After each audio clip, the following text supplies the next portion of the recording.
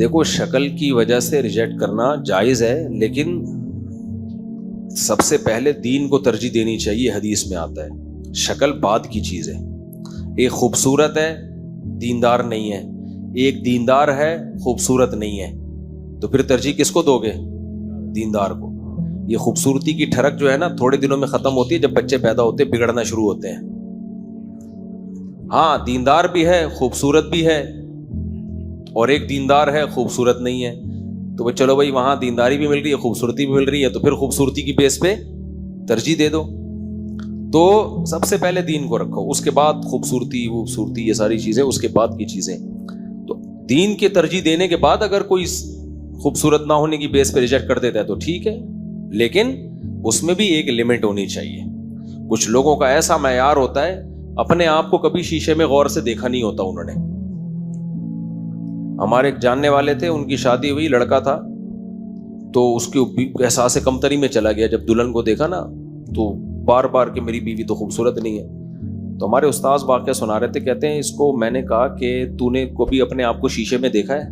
کہہ رہے 100 دفعہ دیکھا. کہہ رہے آج اس نیت سے دیکھ کے میں خوبصورت ہوں یا نہیں ہوں. کہہ رہے جب دیکھا نا تو ذرا بھی اس میں حسن نہیں تھا. کہہ رہے جب اس نیت سے دیکھا نا بہت غور کیا کہ کسی حسن کچھ نظر آ جائے، تو نظر ہی نہیں آیا نا اپنے اندر. تو کہہ رہے اس کے بعد سے ٹھیک ٹھاک زندگی گزار رہا ہے.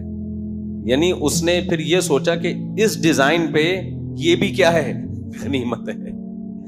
تو اپنی حیثیت بھول جاتا ہے انسان، کبھی مالی حیثیت بھول جاتا ہے، کبھی جسمانی حیثیت بھول جاتا ہے. ہر ایک کو حسینہ چاہیے بھائی. ساری دنیا، وہ سارے مزے دنیا میں نہیں اللہ نے رکھے.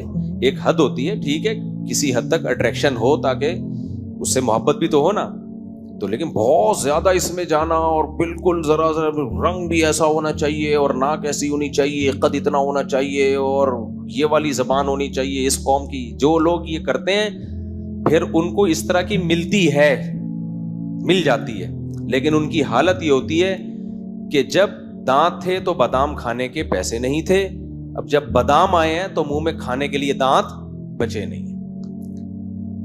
تو مل تو گئی حسینہ، لیکن خود اب اتنی عمر ہو گئی ہے کہ اب وہ بڑھاپے کی طرف جانا شروع ہو گئے. بچے بڑھاپے میں پیدا ہو رہے ہیں. تو ہر چیز کی ایک حد ہوتی ہے یار. مل جائے، اٹریکشن لگے تو بس اللہ کا نام لے کے کر لو. اور پھر یہ سمجھو اللہ کے علم میں میرے لیے اس سے خوبصورت دنیا میں تھی نہیں. وہی بندہ خوش رہ سکتا ہے. اور جو کمپٹیشن میں لگ گیا نا، اب فلانے کی بیوی دیکھو فلانے کی دیکھو، تو کمپٹیشن کی تو کوئی حد نہیں ہے بھائی.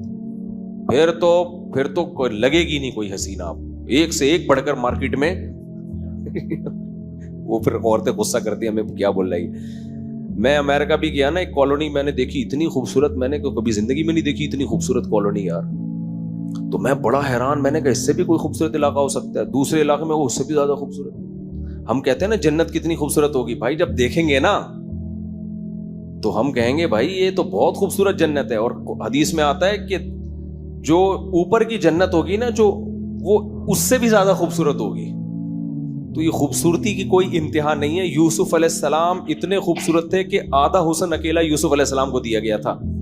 تو اگر کمپٹیشن میں لگ گئے نا، باقی لوگ کہتے ہیں امریکہ کی خوبصورتی کی تعریف کر رہا ہوں، اتنے خوبصورت گھر کے باہر سے خوبصورت ہے، اندر کی صورتحال تھوڑی تمہیں بتا رہا ہوں میں گھروں کی.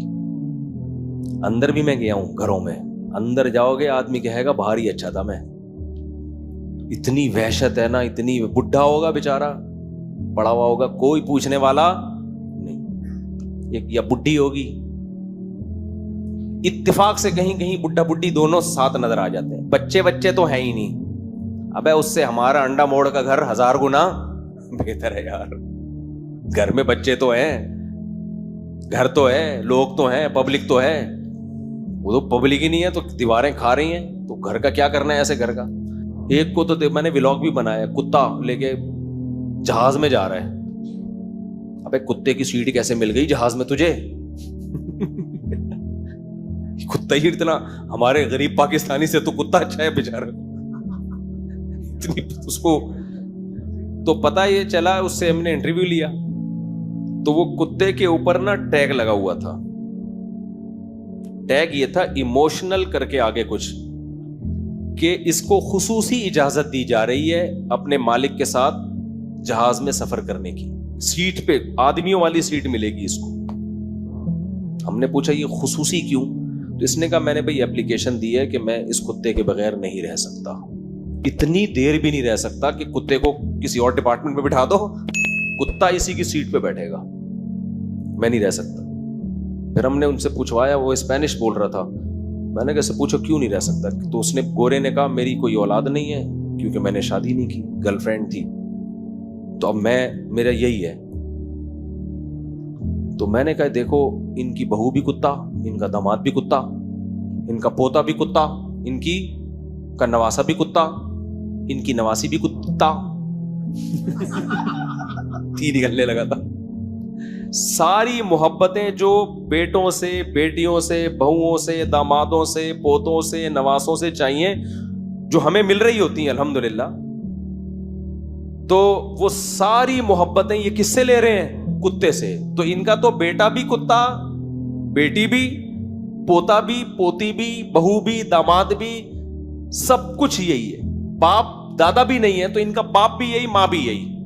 حقیقت بتا رہا ہوں, ساری محبتیں کس سے لے رہے ہیں؟ کتے سے لے رہے ہیں. سمجھتے ہو کہ نہیں سمجھتے؟ یہ ہے حال اس قوم کا, اور ہمارے مسلمان بھی اسی طرف جا رہے ہیں, چاہے وہ مذہبی بھی ہوں. نسلیں روک روک کے بیڑا غرق کر رہے ہیں اپنا. تو یہ خوب سمجھ لو کہ یہ جو نسل روکی نا تو انجام. اچھا میں جب یہ وحشیانہ منظر دیکھ رہا ہوں وہاں پہ کہ یار یہ حشر ہے, اچانک فیس بک پہ کلپ آیا پاکستانی کسی اسکالر کا, وہ پوڈ کاسٹ میں نا, ڈاکٹر تھا کوئی, سوری اسکالر نہیں, ڈاکٹر لوگوں کو ترغیب دے رہا ہے, دیکھیں نسل روکنا بہت ضروری ہے. ایکچولی اس غربت مہنگائی میں بے لگام بچے نہیں ہونے چاہیے. ایکچولی خواتین پہ ظلم ہے کہ وہ آپریشن کروائیں, مردوں کو نسبندی کرنی چاہیے. میں نے کہا اصل کتا تو وہ نہیں بلکہ یہ ہے, جو یہ حالات دیکھ کے بھی کم وقتوں کو عبرت حاصل نہیں ہو رہی ہے. تو میں نے اپنے ایک دوست ہیں لاہور میں, ان کو بھیجا. میں نے کہا یہ نمونے پتہ نہیں کہاں سے پیدا ہو گئے جاتے ہیں یار, جو ان حالات کو دیکھ کے بھی ان کو عبرت نہیں ہو رہی. وہی حشر جو ان کا ہوا چاہتے ہیں کہ ہمارے, کہہ رہے ہیں مرد کو چاہیے نسبندی کرا کے رکھے.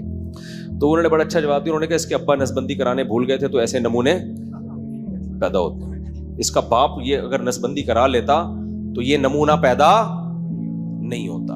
تو یہ نمونے ہیں جو تمہیں بیڑا غرق کر رہے ہیں.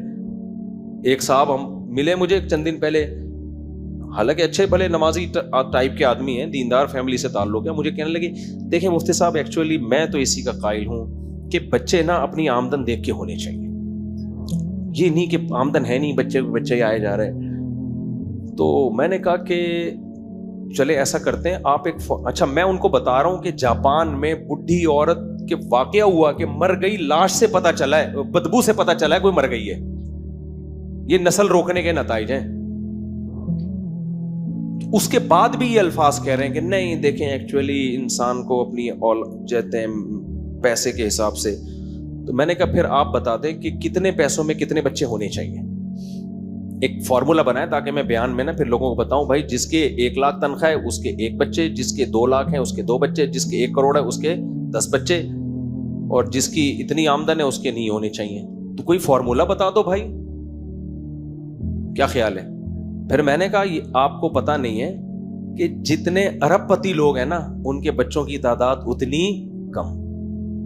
یہ نفسیاتی بیماری ہے, یہ جو ہے نا دماغی بیماری ہے کہ بچے ہو جائیں گے, کھائیں گے کہاں سے. یہ نفسیاتی مرض ہے جو اللہ پہ توکل نہ کرنے کے نتیجے میں پیدا ہوتا ہے. یہ کوئی فلسفہ نہیں ہے, فلسفہ ہوتا تو پھر بتا دیتے. کیا خیال ہے بھائی کہ بھائی اتنی آمدن ہو تو اتنے ہونے چاہیے, اس سے کم ہو تو. ہم تو دیکھ رہے جس کی جتنی زیادہ آمدن ہے بچوں کی تعداد اتنی کم ہے. اس کا مطلب یہ ہوس ہے, یہ دنیا کی محبت ہے. سمجھتے ہو کہ نہیں سمجھتے؟ یہ مسئلہ نہیں ہے کہ آمدن کی وجہ سے, یہ ایک منجن ہے جو مارکیٹ میں بک رہا ہے. اس لیے نہ اٹھا کر پھینک دو باہر گلی میں, نئی تہذیب کے انڈے ہیں گندے. کیونکہ جب نسل روکو گے تو پھر بریکیں فیل. پہلے گوروں کو یہ سمجھایا کہ 2 بچے ہی اچھے, تھوڑے دن میں ان کا جب بچے کم اچھے ہیں تو پھر نہ ہی ہو زیادہ اچھے ہیں, پھر وہ اس پہ سیٹ ہو گئے. اب تو